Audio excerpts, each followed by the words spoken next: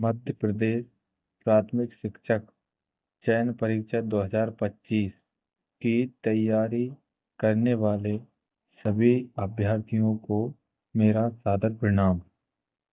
मैं इस वीडियो के माध्यम से आपको जो अर्थशास्त्र का सिलेबस दिया है ESB ने, उसमें जो टॉपिक दिए हैं उनको मैं थ्योरी प्लस वस्तुनिष्ठ प्रश्न के माध्यम से आपको सॉल्व करवाता हूँ।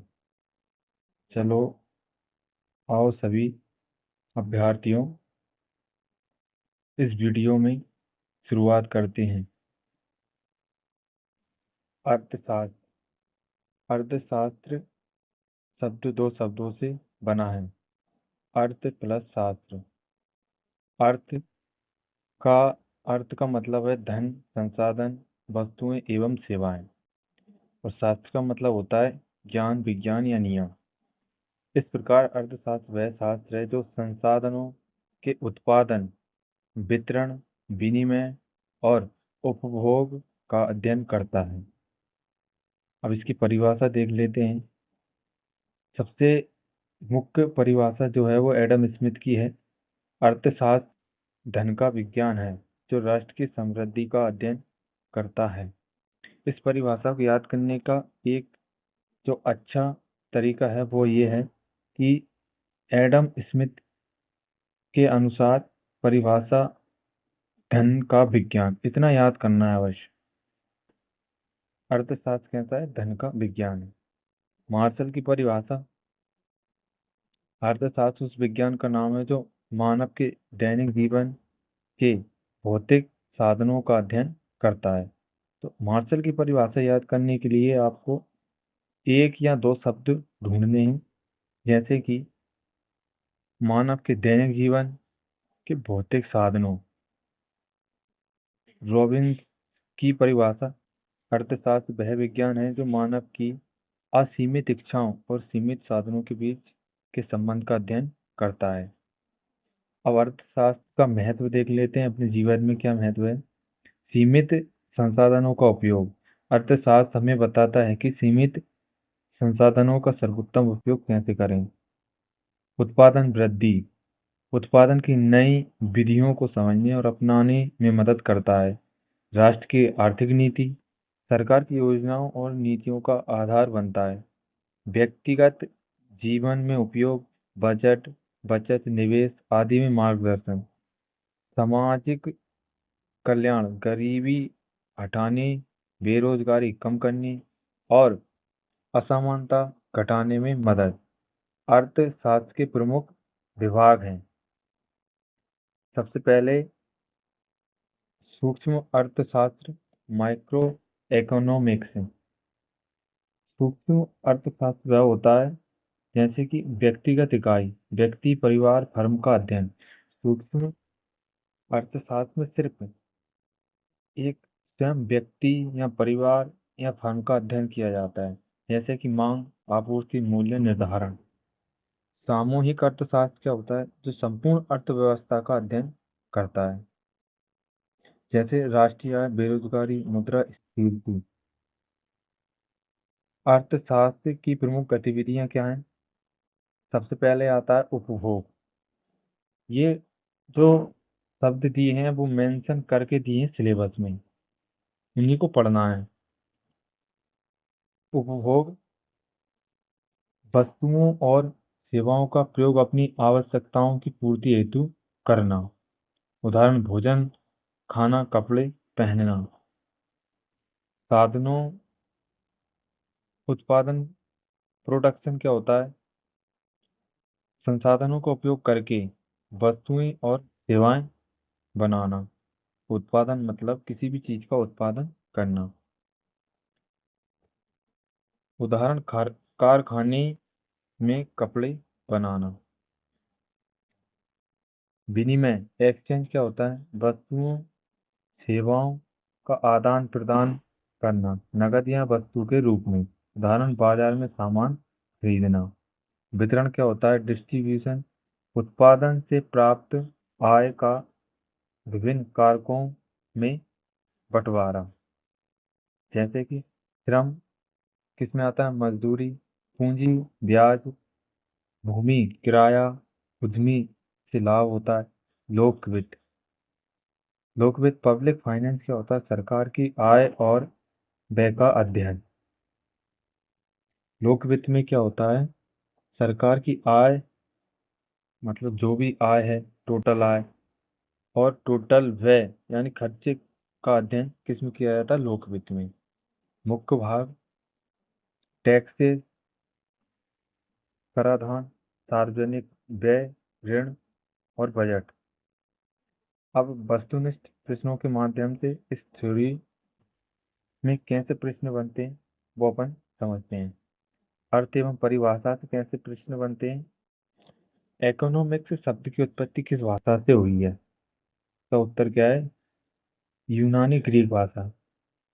इकोनॉमिक्स शब्द का शाब्दिक अर्थ है गृह प्रबंधन। नंबर 3, अर्थशास्त्र मनुष्य का अध्ययन है जो धन के संदर्भ में किया जाता है। यह परिभाषा किसने दी, तो धन से संबंधित परिभाषा वो किसकी होगी, वो एडम स्मिथ की होगी। एक बात और याद रखना, एडम स्मिथ को अर्थशास्त्र का जनक कहा जाता है। अर्थशास्त्र वह शास्त्र है जो मानव के भौतिक जीवन की सामान्य व्या- व्यावसायिक गतिविधियों का अध्ययन करता है। यह परिभाषा किसकी है, भौतिक जीवन। तो ये किसने की, मार्शल ने दी थी।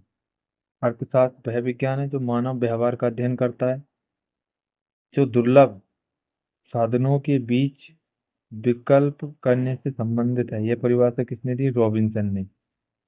मानव व्यवहार, इस शब्द का याद रखना, रॉबिन्सन यानी मानव व्यवहार। रॉबिन्स ने अर्थशास्त्र को किस प्रकार का विज्ञान माना है, सकारात्मक विज्ञान।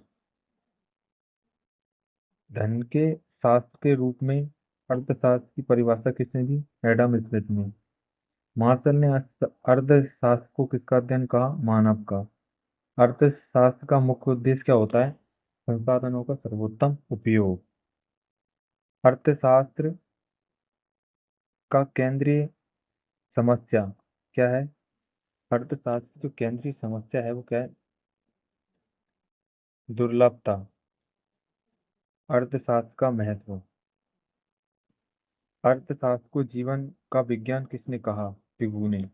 अर्थशास्त्र को जीवन का विज्ञान, ये परिभाषा यहाँ से एक शब्द पकड़कर याद करना ताकि याद रहे, जीवन का विज्ञान, पिगू।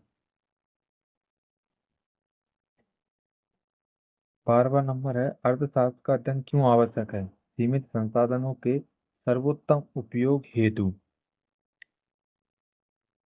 अर्थशास्त्र हमें बताता है कि पृथ्वी पर सब सीमित संसाधन हैं, उनका उनका सीमित होने पर भी उनका उपयोग कैसे करें, ये कौन बताता है, अर्थशास्त्र बताता है। अर्थशास्त्र के अध्ययन से व्यक्ति को क्या प्राप्त होता है, तर्कपूर्ण निर्णय लेने की क्षमता। नंबर 14, आधुनिक समय में अर्थशास्त्र का महत्व बढ़ने का प्रमुख कारण क्या है, संसाधनों की कमी। अर्थशास्त्र समाज के लिए उतना ही आवश्यक है जितना हृदय शरीर के लिए। यह किसका कथन है, पिगू का। ये भी याद रखना, अर्थशास्त्र को उतना ही आवश्यक है जितना अपने हृदय हृदय होता है शरीर के लिए। अर्थशास्त्र के विभाग, नंबर 1, उपभोग उपभोग।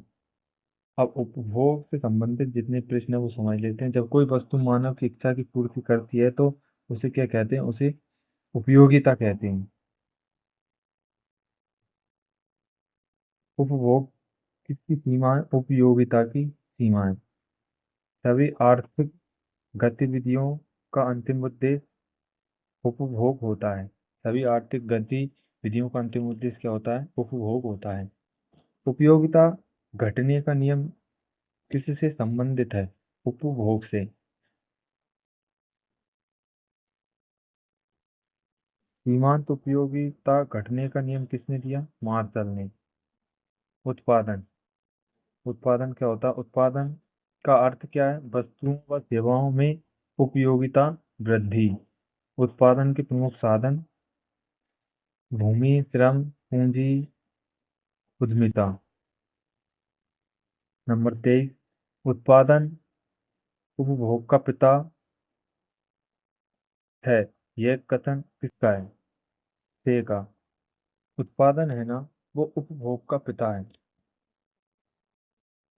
उत्पादन में किसका सबसे महत्वपूर्ण योगदान माना जाता है? श्रम का।